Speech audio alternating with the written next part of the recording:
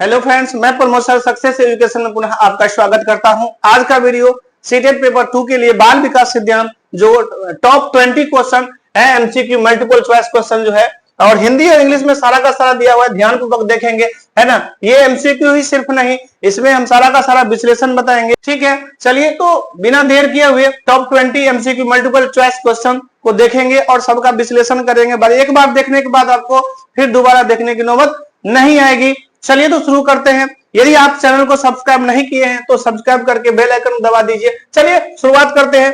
First question, पियाजे का संज्ञानात्मक विकास का सिद्धांत कितने चरणों में विभाजित है? 2, 3, 4 और 5।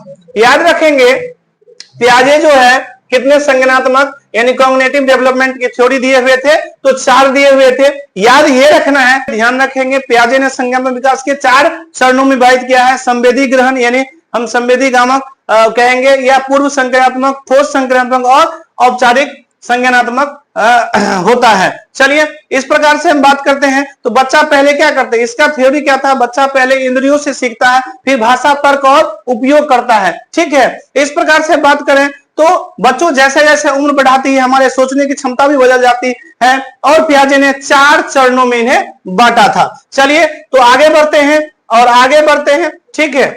यहाँ पे हम बात करेंगे 2 नंबर की बात करेंगे। 2 नंबर में देखेंगे क्या कहता है, जो पियाजे के अनुसार संवेदी ग्राहक यानी संवेदी गामक जिसे हम कहते हैं, ठीक है। अच्छा, इसके बाद अवस्था किस आयु वर्ग में होता है?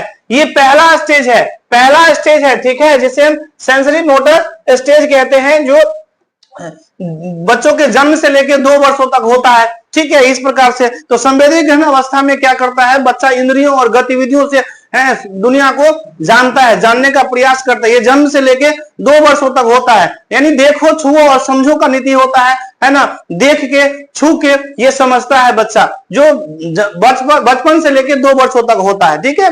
बच्चे क्या करता है, बच्चा जैसे खिलौना को क्या करता है, मुंह में डालकर अनुभव करता है, बस ये होता है। जब बच्चा बोलना नहीं जानता है तब वो सब कुछ छोड़कर, देखकर, ठीक है, और समझने की कोशिश करता है। यही है संवेदी अवस्था, ठीक है।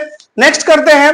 नेक्स्ट जो है 3 नंबर की बात करते हैं। 3 नंबर की बात करते हैं, ठीक है। इसको सबसे पहले डिलीट किया जाए, ओके। ये 3 नंबर की बात करते हैं। क्या है 3 नंबर में? कहता है जो वाइगोत्स्की के अनुसार मनोवैज्ञानिक उपकरणों में क्या शामिल होता है? किताबें होता है, भाषा होता है, खिलौने होते हैं और पाठ्यक्रम होते हैं। याद रखेंगे, जो वाइगोत्स्की के अनुसार मनोवैज्ञानिक उपकरण में, है ना, क्या शामिल है? तो भाषा का सबसे ज्यादा क्या हुआ, सबसे ज्यादा महत्व दिया है, सबसे ज्यादा महत्व दिया है, ठीक है। इस प्रकार से वाइगोत्स्की के अनुसार मनोवैज्ञानिक उपकरणों में भाषा, प्रतीक, संकेत आते हैं जो सोच को आकार देते हैं। भाषा ही सबसे शक्तिशाली मानसिक औजार होता है। यानी उदाहरण की बात करें तो बच्चा सोते समय खुद कर, है ना, बोलकर क्या करता है, खोजने का प्रयास करता है, बोलकर हल खोजता है, ठीक है। जब हम सोते हुए मन में बोल लेते हैं अब क्या करूं, तो यह है भाषा का मानसिक उपकरण, सबसे ज्यादा महत्वपूर्ण है, ठीक है। चलिए आगे बढ़ते हैं। तो आगे जो है हमारा 4 नंबर में बात करते हैं। 4 में वाइगोत्स्की ने क्या कहता है, वाइगोत्स्की ने किस अवधारणा को प्रस्तुत किया? किस अवधारणा को प्रस्तुत किया? तो आत्मीय विकास क्षेत्र, रचनात्मक ज्ञान, नैतिक विकास और सामाजिक विकास, ठीक है। यहाँ पे ध्यान रखेंगे, आत्मीय विकास का क्षेत्र ये जो हमारा है, ये कौन सा है? आत्मीय विकास, रचनात्मक ज्ञान, नैतिक, ये है ना, जोन ऑफ प्रोक्सिमल डेवलपमेंट, ठीक है, जेडपीडी। इसे हम शॉर्ट में क्या कहते हैं, जेडपीडी कहते हैं, जेडपीडी कहते हैं, जोन ऑफ प्रोक्सिमल डेवलपमेंट होता है ना। ये वाइगोत्स्की की अवधारणा को प्रस्तुत करता है। यानी जेडपीडी का मतलब ये होता है ना, जो सहायता से अधिगम, अधिगम का मतलब होता है सीखना, सहायता से सीखता है ना। बच्चा अकेले क्या करता है, पहली बुझा नहीं पाता है, यानी सुलझा नहीं पाता है, लेकिन शिक्षक को थोड़ी मदद से वो आराम से सुलझा सकता है, कोई भी प्रश्नों का हल कर सकता है, बना सकता है, ठीक है। तो इस प्रकार से अगर बच्चा प्रयास कर रहा है और आप थोड़ा सहारा दे दें तो वही जो है ना उस क्षेत्र का, यानी क्षेत्र का जेडपीडी कहलाता है, जोन ऑफ प्रोक्सिमल डेवलपमेंट कहलाता है। चलिए तो शुरू करते हैं आगे। जो क्वेश्चन नंबर कितना है, ये हमारा क्वेश्चन नंबर 5, क्वेश्चन नंबर 5 हो जाएगा, ठीक है। 5 में देखेंगे कहता है कोहलबर्ग से संबंधित है, बहुत ही इंपोर्टेंट है। देखिए कहता है कोहलबर्ग का सिद्धांत किस प्रकार के विकास से संबंधित है? पहला संज्ञानात्मक विकास, नैतिक विकास, शारीरिक विकास और भाषा विकास। ठीक है, तो याद रखना कोहलबर्ग जो का सिद्धांत जो था नैतिक विकास का सिद्धांत था, यानी मोरल डेवलपमेंट कहते हैं, मोरल डेवलपमेंट था कोहलबर्ग का थ्योरी। ठीक है, इसके बारे में जानेंगे तो कोहलबर्ग ने क्या किया, यह सिद्धांत दिया था नैतिक सोच जो होता है ना विभिन्न चरणों से विकसित होता है ना। यानी कोहलबर्ग जो दिया था वो नैतिक का मार्ग दिखाया हुआ था, याद रखना है। बच्चे पहले उदाहरण के तौर पर यदि देखेंगे ना तो बच्चा क्या करता है, पहले सजा से डरकर फिर बाद में अपने सिद्धांतों पर क्या करता है, वो काम करता है। तो वो था नैतिक, पहले तो सजा से डरता है फिर नैतिक जो है उनका है, नैतिक है जो वो अपने अनुसार से काम करता है। ठीक है, तो इस प्रकार से बच्चों जैसे मन क्यों बच्चा जो है ना नियम क्यों बनाते, पहले डरने से, ठीक है, बाद में नैतिक समझ से। यह कोहलबर्ग की क्या है, धारणा है। तो यही है मोरल डेवलपमेंट, नैतिक विकास। ठीक है, तो इस प्रकार से आराम से हम कर लेंगे, आगे बढ़ेंगे इस प्रकार से और देखेंगे क्वेश्चन नंबर 6 की ओर। 6 में क्या दिया हुआ है, तो 6 में देखेंगे कोहलबर्ग ने नैतिक विकास को कितने स्तर में बताए थे। ये नैतिक कोहलबर्ग के द्वारा जो नैतिक विकास का 3 स्तर बताए थे और सभी का 2-2 स्टेप है, यानी कुल मिला के 6 बताए हुए थे, लेकिन मेन मुख्य रूप से 3 है और सभी के अंदर में 2-2 है। यानी कोहलबर्ग ने नैतिक विकास के कितने स्तर, तो कुल मिलाकर 3 स्तर बताए हुए थे, है ना, न कि 2, न कि 4, न कि 5। तो इस प्रकार से कोहलबर्ग नैतिक विकास के 3 स्तर में बांटा गया था, जिसको क्या कहते हैं, पूर्व परंपरागत कहते हैं, परंपरागत कहते हैं और उत्तर परंपरागत कहते हैं। इसको याद रखने के लिए इस प्रकार से आप लिख सकते हैं, यहाँ पूर्व लिख देते हैं, यहाँ पे है ना परंपरा लिख देते हैं और यहाँ पे हम उत्तर लिख देंगे। तो इस प्रकार से उत्तर लिख लेंगे और यही हमारा बन जाएगा तीनों का तीनों। देखिए ध्यान पूर्वक, यहाँ पे सबसे पहले कौन सा, तो पूर्व का मतलब पहले, तो पूर्व परंपरागत पहला हो गया, इसके बाद बीच वाला परंपरागत, ठीक है, और तीसरा जो हमारा हो जाएगा वो उत्तर परंपरागत। तो 3 स्तर में ये बांटा गया था। ठीक है, बच्चा पहले ये क्या है, ये है ना, यहाँ पे जैसे 3 इसमें क्या दिया हुआ है, तो देखिए बच्चा पहले डर से, यानी ये जो हमारा होगा यानी पूर्व परंपरागत होता है, ये बच्चा क्या करता है, पहले डर से कोई चीज सीखता है, यानी वो नैतिक का पालन करता है, काम करता है। और फिर परंपरागत का मतलब ये होता है वो समाज के लिए, समाज क्या कहे, अच्छा कैसे कहे, तो इसके लिए काम करता है। और तीसरा जो होगा वो होगा उत्तर परंपरागत, यानी यहाँ पे ये पूरा क्या हो जाता है, वो अपने नैतिक के अनुसार अपना काम करता है, यानी अपना नैतिक अपना समझता है, जो क्या अच्छा है, समाज में क्या करना चाहिए, नियम कानून क्या सही है क्या गलत है, वो खुद समझने लगता है। यानी जब बच्चा कहता है गलत है क्योंकि माँ ने क्या किया, मना किया, माँ ने क्या किया, जब बच्चा कहता है जो गलत है क्योंकि माँ ने मना कर दिया, तो वो क्या होता है, पूर्व परंपरागत होता है। यानी बच्चा क्या किया, वो मालूम है, जो बच्चा के डर से, यानी गलत है, गलत को गलत और सही को जब बच्चा कहता है तो इस प्रकार से होता है। चलिए, तो ये हमारे 3 स्टेज था जो कि हम समझा दिए विस्तार से। आगे बढ़ते हैं और ये है नंबर 7। 7 में देखेंगे क्या है, कहता है कौन सा सिद्धांत अनुकरण पर आधारित है। कौन सा सिद्धांत अनुकरण पर आधारित है, व्यवहारवाद सिद्धांत, बिल्कुल नहीं, सामाजिक अधिगम सिद्धांत, हाँ ये हो जाएगा सामाजिक अधिगम सिद्धांत, संज्ञानात्मक सिद्धांत, नैतिक सिद्धांत नहीं, ये अलग अलग जो है सैद्धांतिक मनोवैज्ञानिक का सिद्धांत था। बट कौन सा सिद्धांत अनुकरण पर आधारित है, तो सामाजिक अधिगम सिद्धांत जो है अनुकरण पर आधारित है। यानी ये बेंड्रू का सिद्धांत कहता है, बेंड्रू के द्वारा ये थ्योरी दिया गया था, है ना। और अनुकरण से भी अधिगम होता है, यानी अधिगम का मतलब अनुकरण से क्या करता है, सीखता, यानी देखो और सीखो, देखकर सीखते हैं। ये हमारा क्या होता है, सोशल लर्निंग होता है, समाज के द्वारा जो सीख रहा होता है वो सोशल लर्निंग होता है। बच्चा टीवी में डांस को देखता है और डांस को देखने के बाद क्या करता है, वो डांस का अलग अलग स्टेप को सीखता है और दोबारा वो करता है, तो वो क्या हमारा होता है, वो सामाजिक अधिगम का सिद्धांत होता है। यानी कह सकते हैं जो आपने देखा होगा, जो क्या देखा होगा भाई, तो बच्चे अक्सर जो देखते हैं ना वो अनुकरण करते हैं और यही सामाजिक क्या होता है, अधिगम होता है। तो याद रखना है सामाजिक अधिगम का सिद्धांत यही है जो अनुकरण पर आधारित होता है। ठीक है, चलिए इसके बाद हम बात करते हैं, तो कितने नंबर, 8 नंबर।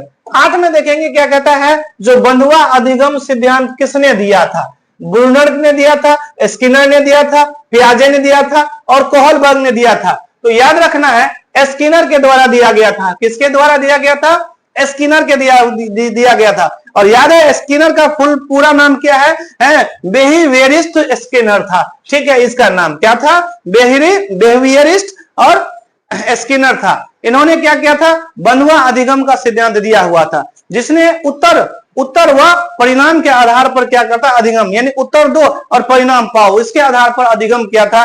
यानी उत्तर दो इनाम लो। इस प्रकार से बच्चा होमवर्क करता है और उसको क्या करता है, शाबाशी मिलता है, शाबाशी मिलता है। तो शाबाशी मिलता है तो वह फिर क्या करता, और करेगा, एकदम पूरा दिमाग से करेगा, अच्छा से। तो शाबाशी पाने के बाद वो आराम से करता है।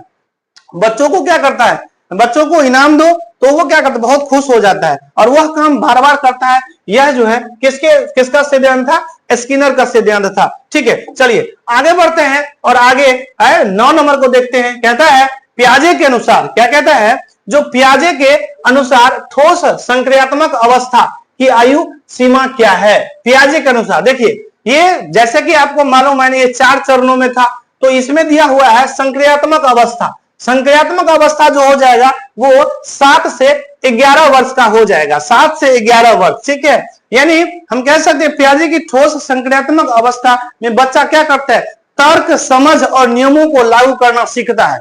ये 7 वर्ष से लेके 11 वर्ष तक का होता है। ठीक है, अब वो सोचने का समय वो उनका आ गया। 7 वर्ष से लेके 11 वर्ष तक क्या करता है, वो सोचता है ना। यानी बच्चा गणित में क्या करता है, पहले गुना भागा की बात करने लगता है और समझने लगता है। तो वो 7 से 11 वर्षों में क्या करता है, लगभग गुना भागा तक आ जाता है, वो सीख सकता है। यानी इस उम्र में बच्चा केवल याद नहीं करता, अब वो सोचकर हल निकालने का प्रयास करता है और निकाल भी लेता है। चलिए अब चलते हैं 10 नंबर में। 10 नंबर देखिए, बहुत ही इंपॉर्टेंट है। कहता है ब्रूनर का सिद्धांत किस पर आधारित है, खोज आधारित सिद्धांत। ठीक है, व्यवहार सुधार, सामाजिक विकास, दंड परिणाम। तो ब्रूनर का सिद्धांत जो है ना, वो खोज आधारित अधिगम है। यानी खोजने पर वो ज्यादा विश्वास किया है और खोज पर वो क्या करता है, सीखने का है ना प्रयास पर वो आधारित जो है ना ज्यादातर ये थ्योरी दिए हुए थे। यानी ब्रूनर का मानना था कि जो शिक्षा में जो बालक को खोजने, जांचने और निष्कर्ष निकालने की अवसर मिलना चाहिए, ये ब्रूनर का कहना था। यानी हम कह सकते हैं बच्चा क्या करता है, बच्चा सीखे खोज से, न कि रट से। यानी रटने से बच्चा नहीं सीखता है, बल्कि खोजने से सीखता है। जितना खोजेगा उसका माइंड जो होता है उतना डेवलप होता है। बच्चा विज्ञान की खोज खुद का प्रयोग करके क्या करता है, वो विज्ञान का निष्कर्ष निकाल के खोज करता रहता है ना। तो जब बच्चा खुद खोजता है ना, तब क्या होता है, सीखना वो अस्थाई और मजेदार होता है। अस्थाई का मतलब लंबे समय तक, है ना, वो याद रखता है, न जल्दी भूलने का प्रयास नहीं करता है। ठीक है, तो इस प्रकार से खोज आधारित अधिगम हो जाएगा। चलिए अब चलते हैं 11 नंबर में। 11 नंबर में कहता है जो स्किनर ने किस पर अधिक बल दिया, प्रत्यक्ष अनुभव पर, दंड पर, सकारात्मक अभिप्रेरणा पर और सामाजिक सहभागिता। याद रखना, सकारात्मक एक अपने आप का पॉजिटिव है ना, ये वर्ड है, यानी पॉजिटिव है ना, रेनफोर्समेंट, ये सकारात्मक अभिप्रेरणा है। ये स्किनर जो है ना इस पर अधिक बल दिया हुआ था, सकारात्मक अभिप्रेरणा से, यानी पॉजिटिव रेनफोर्समेंट पर। तो ये हमारा जो है ना स्किनर के द्वारा, स्किनर के अनुसार अधिगम में प्रशंसा, इनाम है ना, प्रोत्साहन देने से बच्चा तेजी से सीखता है ना। यानी शाबाशी मिलता है और तब जो है शाबाशी, ये मेन जो है ना बच्चों का है सीखने का मुख्य चाबी है ना। टीचर के वाह बहुत अच्छा, बच्चा क्या करता है, आगे और मेहनत करेगा, बिल्कुल मेहनत करेगा, है ना। कभी देखा है बच्चे को एक तरफा, यानी एक तरफ कितने क्या करते हैं, बदल देती है ये वाह कहने से, यानी शाबाशी मिलने से बच्चा को एक तरफा जो है ना वो क्या करता है, शाबाशी मिलने के बाद वो अपने आप को चेंज करता है और तब जाके चेंज होता है। तो इस प्रकार से आगे बढ़ते हैं और आगे जो हमारा है ना वाइगोत्स्की किस प्रकार के विकास पर बल देता है। ठीक है, किस प्रकार के विकास पर, किस प्रकार से है ना, कौन सा डेवलपमेंट पर। तो एकांतिक विकास, सामाजिक संस्कृति विकास, बिल्कुल, शारीरिक विकास और मानसिक विकास। ये जो हमारा सामाजिक सांस्कृतिक विकास है ना, यानी सामाजिक का मतलब समाज के द्वारा, है ना, संस्कृति से, है ना, संस्कृति पूर्वजों का जो भाषा है ना, रहन सहन है, सारा का सारा हमारे ऊपर ट्रांसफर हो जाता है, हम सीखते हैं। वही हमारा जो मेन होता है ना, डेवलपमेंट होता है, विकास होता है। वाइगोत्स्की ने कहा बालक का विकास समाज और संस्कृति पर क्या करता है, निर्भर करता है ना। यानी वाइगोत्स्की बराबर क्या होगा, वो समाज और भाषा। वाइगोत्स्की याद रखना, वाइगोत्स्की के बाद जब भी है ना, तो समाज और भाषा को बढ़ावा दिया है। बच्चा अपनी भाषा है ना, रीति रिवाज और नीति, ये सारा का सारा समाज से सीखता है, ट्रांसफर करता है। अगर बच्चा क्या करता है, अगर बच्चा गांव में पलेगा तो संस्कृति क्या होगा, अलग होगा, और यही जो है शहर में रहेगा तो शहर का संस्कृति अलग होगा। यही सामाजिक संस्कृति प्रभाव है, गांव की बात है कि नहीं। तो यहाँ पे याद रखना है, सामाजिक संस्कृति विकास होगा, यानी सोशल कल्चर डेवलपमेंट होगा। ठीक है, आगे बढ़ते हैं, और आगे जो हमारा हो जाएगा ना, वो होगा 13 नंबर। 13 नंबर कहता है जो ब्रूनर के अनुसार शिक्षा का उद्देश्य क्या है, ज्ञान रखना, अन्वेषण की क्षमता बढ़ाना, परीक्षा उत्तीर्ण करना और दंड द्वारा सीखना। ये देखिए, अन्वेषण की क्षमता बढ़ाना है ना, ये बहुत ही क्या होगा, है ना, इनहेंसिंग एक्सप्लोरेटरी एबिलिटी, ये जो है ना अन्वेषण की क्षमता बढ़ाना, ये बी नंबर आंसर हो जाएगा। ब्रूनर के अनुसार शिक्षा का उद्देश्य यही था, है ना। यानी शिक्षा का उद्देश्य क्या था, जिज्ञासा और खोज की प्रेरित होना चाहिए, ये था। यानी सीखना और अन्वेषण के समान है। इन बच्चों क्यों, कैसे, कब, ये जब पूछता है ना अपने आप में या किसी टीचर से, तो वो सबसे जो है ना ब्रूनर, वो क्या करते हैं, ब्रूनर सबसे ज्यादा बढ़ावा दिया है, तभी जाके विकास का मस्तिष्क, बच्चे का मस्तिष्क का जो है विकास होता है, डेवलप होता है। ठीक है, तो याद रखना है, जब बच्चे क्यों को कैसे पूछता है ना, यानी प्रश्न करता है ना, तभी वो ब्रूनर का यही प्रश्न पूछना ही ब्रूनर उसे क्या करते हैं, सही मानते हैं। बच्चे के अंदर की जिज्ञासा ही असली शिक्षा की बीज है। ठीक है, चलिए, तो यहां पे याद रखेंगे, अन्वेषण की क्षमता बढ़ाना, ये ब्रूनर के अनुसार शिक्षा का उद्देश्य था। ठीक है, चलिए अब चलते हैं 14 नंबर, बहुत ही इंपॉर्टेंट है, बहुत ही। कोहलबर्ग के अनुसार कौन सी अवस्था में बालक नियमों का पालन दूसरे को प्रयास करने के लिए करता है। ऑप्शन हो जाएगा पूर्व परंपरागत स्तर, परंपरागत स्तर, उत्तर परंपरागत स्तर। तो याद रखना, यहाँ पे परंपरागत स्तर जो होगा, परंपरागत स्तर, ये कोहलबर्ग के अनुसार ये अवस्था बालक नियमों को पालन दूसरे के प्रयास से करने के लिए करता है। यानी इसका 3 स्टेज है। कोहलबर्ग का कितना है, 3 है स्तर। एक कौन सा है, एक है ये पूर्व परंपरागत स्तर, दूसरा है परंपरागत स्तर, और तीसरा है ये उत्तर परंपरागत स्तर। पूर्व परंपरागत स्तर में बच्चा डर से कोई काम करता है ना, मार के कारण, डांट के कारण, पिटाई के कारण।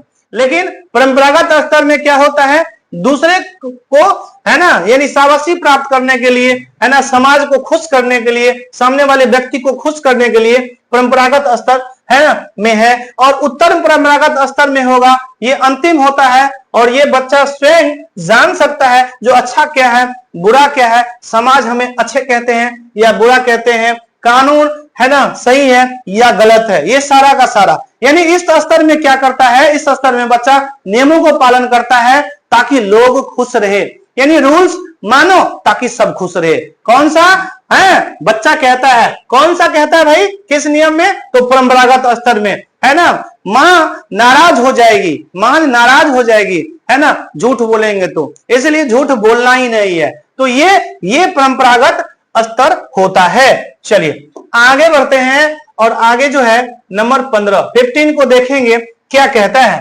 कहता है स्किनर के अनुसार सीखने की प्रक्रिया किस पर आधारित है। निष्कर्ष ग्रहण, उत्तर और परिणाम, बिल्कुल उत्तर और परिणाम। भाषा, अधिगम, मानसिक संरचना, गलत हो जाएगा, उत्तर है ना, यानी क्या कहते हैं, रिस्पॉन्स एंड है ना कॉन्सिक्वेंस। ठीक है, उत्तर और परंपरागत। इसमें क्या, स्किनर के सिद्धांत में है ना, अधिगम तब होता है जब प्रतिक्रिया के बाद परिणाम, परिणाम का मतलब इनाम और दंड आता है ना। एक्शन, रिएक्शन और लर्निंग की बात होता है। जवाब, एक्शन यानी जवाब सही, शाबाशी मिलेगा और सीखने की इच्छा बढ़ जाएगी। तो ये होता है, बच्चा तभी सीखता है जब उसे है ना क्या होता है, समझ आए कि उसका काम का नतीजा क्या है ना, क्या निकला, अच्छा या बुरा। शाबाशी तो मिलेगा ही, अच्छा होगा तो तभी, और जो होगा ना कॉन्फिडेंस, उसका IQ वो बढ़ जाएगा। आगे बात करते हैं, और 16 में पियाजे के अनुसार औपचारिक संक्रियात्मक, है ना, जिसे हम अमूर्त भी कहते हैं, अवस्था में क्या विकसित होता है? मूर्त सोच, अमूर्त सोच, वास्तविक अस्थायित्व, भाषा विकास, इस प्रकार से। तो याद रखना, अभी बताए थे अमूर्त सोच, इसे अमूर्त भी कहते हैं, औपचारिक संक्रियात्मक को अमूर्त सोच भी कहते हैं। ठीक है बच्चे, जब ये लास्ट स्टेज होता है कि नहीं, ये क्या 4 स्टेज का ये लास्ट स्टेज होता है ना, यहाँ बच्चा खुद समझने लगता है, ये अमृत सोच होता है। अमृत सोच यानी एब्स्ट्रैक्ट थिंकिंग कहते हैं। औपचारिक संक्रियात्मक अवस्था ये 11 वर्ष से ऊपर का होता है। बालक कल्पना करता है और अमृत विचारों में सोचने लगता है, वो डेवलप हो जाता है उसका मस्तिष्क। ठीक है, यानी अब सोच उड़ने लगते हैं, सोच खुद से खुद पनपने लगते हैं, डेवलप करने लगते हैं। इस प्रकार से बच्चा अगर सूरज न होता तो जैसे प्रश्न सोचने लगता है, यानी सूरज के बारे में थिंकिंग करने लगता है। अब बच्चा सिर्फ वास्तविक नहीं, कल्पनाओं में भी सोचने लगता है। यही होता है अमूर्त सोच, ये ठीक है, यानी एब्स्ट्रैक्ट थिंकिंग। चलिए आगे बढ़ जाते हैं और आगे चलते हैं नंबर 17 की ओर। बंधुआ अधिगम। बंधुआ अधिगम में किसका प्रयोग होता है? दंड, प्रोत्साहन और पुनर्बलन। बिल्कुल, प्रोत्साहन और पुनर्बलन। प्रोत्साहन मिलता है तो और भी, है ना, पुनः जो है ना बल उभरने लगता है। निर्देश नहीं होगा, आत्म अवलोकन नहीं होगा, याद रखना है ना। इंसेंटिव एंड रेनफोर्समेंट, ये हमारा आंसर हो जाएगा बंधुआ अधिगम में। है किसका प्रयोग होता है? तो प्रोत्साहन और, है ना, पुनर्बलन, यानी रेनफोर्समेंट। यानी हम कह सकते हैं बंधुआ अधिगम में क्या होता है? प्रोत्साहन। प्रोत्साहन का मतलब होता है इनाम, है ना, और पुनर्बलन यानी रेनफोर्समेंट होता है। अधिगम का मूल आधार होता है। ठीक है, जैसे हम कह सकते हैं ना, बोलो अच्छा मिलेगा मीठा, बोलो अच्छा मिलेगा मीठा, मतलब अच्छा बोलेंगे तभी जाके सामने वाले रिएक्शन जो है ना अच्छे से करेंगे, मान सम्मान इज्जत देंगे। वही चीज यहाँ है। सही जवाब, है ना, सही जवाब करने पर स्टिकर मिलता है। तो बच्चा क्या करता है? बच्चा फिर से प्रयास करने लगता है, अच्छा करने का प्रयास करते हैं, और तभी जाके उनका जो है मस्तिष्क जो ज्यादा डेवलप होता है और वो विकास करता भी है, सही कार्य को अंजाम भी देता है। जब बच्चे को इनाम मिलता है तो उसका आत्मविश्वास और जिज्ञासा क्या करता है? दोनों बढ़ जाता है। तो यही होता है प्रोत्साहन और पुनर्बलन, ये बंधुआ अधिगम का प्रयोग है। ठीक है, चलिए बहुत ही अच्छे विस्तार से। ठीक है, चैनल को आप सब्सक्राइब कर सकते हैं, वीडियो अच्छा लगेगा तो लाइक कर सकते हैं। चलिए 18 में चलते हैं। कोहलबर्ग के किस स्तर में नैतिक निर्णय व्यक्तिगत सिद्धांतों पर आधारित होता है? जैसे कि मालूम है कोहलबर्ग नैतिक, है ना, नैतिक सिद्धांत दिया हुआ था, मोरल डेवलपमेंट जिसे कहते हैं, वो दिया हुआ था। तो ऑप्शन हो जाएगा पूर्व परंपरागत स्तर, परंपरागत स्तर, उत्तर परंपरागत स्तर और सामाजिक स्तर। तो याद रखना है, ये जो होता है ना परंपरागत जो है पहला, परंपरागत तो दूसरा, और तीसरा स्टेज जो होता है ना वो कौन सा होता है? तो उत्तर परंपरागत होता है। यहाँ बच्चे का क्या होता है? पूर्ण रूप से विकास हो जाता है, मस्तिष्क डेवलपमेंट पूरा डेवलप हो जाता है और वो बच्चा खुद सोच सकता है अच्छा क्या है बुरा क्या है। यही होता है व्यक्तिगत सिद्धांत, वो व्यक्तिगत खुद जानने का प्रयास करता है। तो इसी चीज को हम कहते हैं पोस्ट कन्वेंशन लेवल। ठीक है, तो ये होता है, यानी हम कह सकते हैं इस स्तर पर नैतिक निर्णय व्यक्तिगत सिद्धांतों पर आधारित होता है। चाहे समाज क्या कहे उससे कोई मतलब नहीं है, बच्चा स्वयं जो है ना इतना डेवलप हो जाता है, अच्छा या बुरा का वो जो है ना एहसास कर लेता है और वो मानने लगता है कौन सा अच्छा है कौन सा बुरा है। यानी वहां बच्चा कहता है मेरी सोच मेरी नीति, यहाँ वो अपनाने लगता है क्योंकि वो बड़ा हो जाता है, अच्छा बुरा का पहचान कर सकता है कि नहीं। उदाहरण के लिए बच्चा कहता है यह कानून सही नहीं है, मैं विरोध करूंगा, अब विरोध करता भी देखते होंगे। तो जब बच्चा नियम नहीं बल्कि अपने अपने अंतरात्मा से निर्णय ले तो वह उत्तर परंपरागत होता है और यह अंतिम स्टेज होता है ना, पोस्ट कन्वेंशनल लेवल। चलिए आगे बढ़ते हैं और आगे हो जाएगा 19 नंबर। 19 कहता है जो स्किनर के अनुसार कौन सा अधिगम अधिक प्रभावी होता है ना, मुख अधिगम, है ना, निष्क्रिय अधिगम, सक्रिय अधिगम और यादृच्छिक अधिगम, ये होता है। यहां देखिए सक्रिय यानी यहाँ पे एक्टिव लर्निंग, एक्टिव सबसे बड़ी यह हथियार है। सक्रिय जब तक नहीं होंगे, एक्टिव नहीं होंगे, तब तक कोई भी काम सफल नहीं हो पाएगा।